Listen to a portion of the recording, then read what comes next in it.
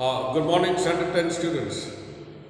Now, again, before I teach, let me explain the Viva examination. Altogether, you will get 12 questions, okay, which will be consisting of 15 marks. Now, since we have got 3 books in literature, section A, section B, section C. So, 4 questions will come from section A, 4 questions from section B, and 4 questions from section C. Now, from each section, there will be 3 objective questions, okay, and 1 subjective question. So, total amount of questions will be 9 objective questions and 3 subjective questions. Now, objective question means 1 word answer or 2 word answer or maybe a line. Okay. The subjective question means an explanation. In simple words, like you will have to explain, for example, how does Bassanio describe Portia's portrait? Okay.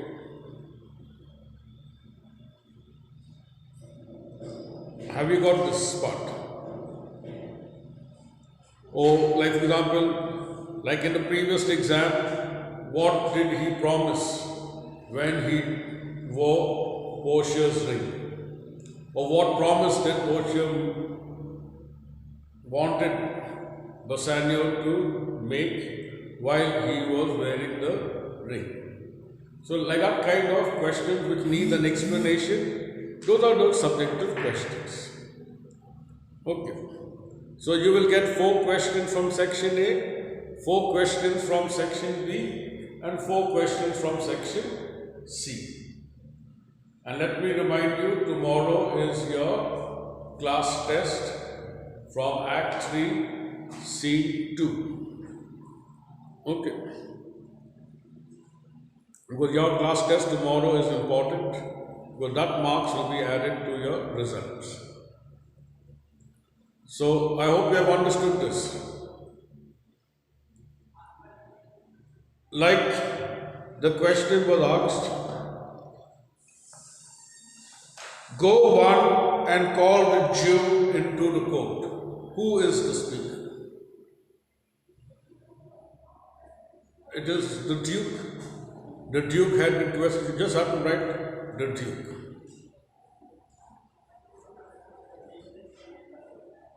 When Bassanio was very happy that even Gratiano and Nerissa were going to get married, who arrived at that time? That means Celerio, Jessica and Lorenzo. You only have to mention the names. Okay. It is similar to the Viva exam that you had in the first term. Any kind of issues or problems, I will be there, I will be around to see that you don't have any kind of problems. Okay. Now, regarding while taking the class, some of the doubts were not clarified. Like I was explaining about the tainted weather of the flock. Now, Antonio has compared himself to the number of sheep and goat that are in a particular room, which are waiting to be slaughtered. The butcher will come and he is going to select which goat he has to kill to sell his meat. In other words, which goat has to be killed. Now, Antonio compares himself to this tainted weather of the flock because he is now being selected to die. Means he has to die before his natural death. Before time he is going to be killed. Okay, I hope you have understood this part. The butcher comes and selects which goat is to be taken to be slaughtered or killed. Like that, Antonio has been selected to be killed by who? Who's the butcher? The butcher is Shylock. And he is going to be killed before his natural death. Means the unlucky one. In other words, Antonio considers himself to be the most unlucky one who is chosen to die before his time. Like the goat who is a Tagra fellow, for him, the butcher chooses him, but he has to go and die. Now the green-eyed monster has been personified as a person who is jealous. Green-eyed monster is an ugly person because jealousy is also a very ugly thing. Okay, Jalan. Through jealousy, anybody can do anything to anyone for any reason. Now, when Bassanio chose the right casket, okay, because remember I told you that everyone was under tension, pressure, and all sorts of negative things keep playing in your mind when you are nervous. Okay.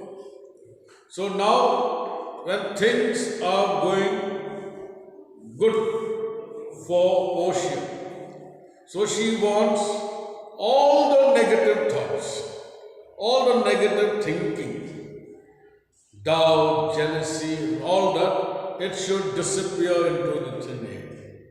Means she doesn't want any negative thought to be in her mind now. There may have been 100 negative thoughts before he chose the right casket. But now when everything is goody-goody for him, so she wants that I don't want to be having any negative thoughts or anything negative in my system, because she has achieved what she actually wanted to achieve. Okay. So the green-eyed monster actually has been, jealousy has been personified to a ugly creature, a monster. Okay. So here jealousy is personified. And what is personification? When an abstract idea or a non-living object has been given human qualities or human characteristics. Okay. So now, in the court of justice, when the Duke is requesting Shylock to pardon Antonio. Now remember, Antonio is one of the most reputed or respectable, kind-hearted or generous person of Venice, who has been given the honor of a Roman emperor. Okay, that was the respect he had gained. But unfortunately, his ships have all gone astray, or his ships have been destroyed. And he is unable to pay the 3,000 ducats to Shylock as per the terms and conditions. Now everyone in Venice was sympathizing on Antonio. So those who had the power, those who had the guts, approached Shylock to pardon Antonio. But Shylock was very obstinate, very stubborn. And we know why he was acting in this manner, because Antonio was his main obstacle, disturbing element in his money lending business. So he wants him out of the way. But the Duke was explaining that a man like Antonio should be pardoned, because when you show pity on a person, who was once upon a time very, very rich, and now suddenly, overnight, he has become a beggar. Plus, you should not even take the capital amount when you consider his financial losses or his great loss in his business. That is why he says, even people whose heart as hard as brass, as rough as stone, even the Tarts and Tartars, these are kind of people who are uncivilized. Even they will also show pity on Antonio when they come to know that Antonio has suffered a big loss. And you are a civilized person. So that is why we are waiting for a reply from you. Ultimately, are you going to pardon Antonio or not? So Shylock was very annoyed because he was already aware of the fact that the Duke will show some favoritism towards Antonio. So he said, I have already discussed the matter with you, and I have also already told you what I want. So it could be that Shylock had he put forward the case to the Duke and got Antonio arrested. And he also must have told him that other than the pound of flesh, I am not going to take any kind of compensation. Like take twice the amount or 10 times the amount. Okay. So he says, I have already told you what I have desired. And I have already taken an oath on a Sabbath day, a day which is considered to be holy or sacred or auspicious. And no people break their promises on these days. So Sabbath is supposed to be a sacred day which we consider the seventh day of the week, that is Saturday. Like I told you, for the Christians it is Sunday, for the Jews it is Saturday, and for the Muslims it is Friday, and in the Hindus I think it is Tuesdays and Thursdays. I am not sure. But one of these days they do consider it to be a sacred day. Okay, so like that. And then he goes on to explain to the Duke why is he taking this carrion flesh, means this rotten flesh. He says, it is my wish. What is mine and what I do with my thing is my business. So it shouldn't affect you. Because in the case, actually, Shylock knows that he is 100% in the right. That is why he threatens the Duke that he will disturb the law and order of Venice. He will criticize the law. His post will be at stake, because the economy of Venice is totally dependent on these foreign traders.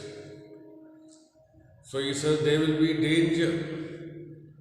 So that is why he demands for his justice. Now once again, let me remind you, there is a test tomorrow from Act 3, Scene 2. Okay? And please write your name in each and every page that you use. Thank you and stay blessed.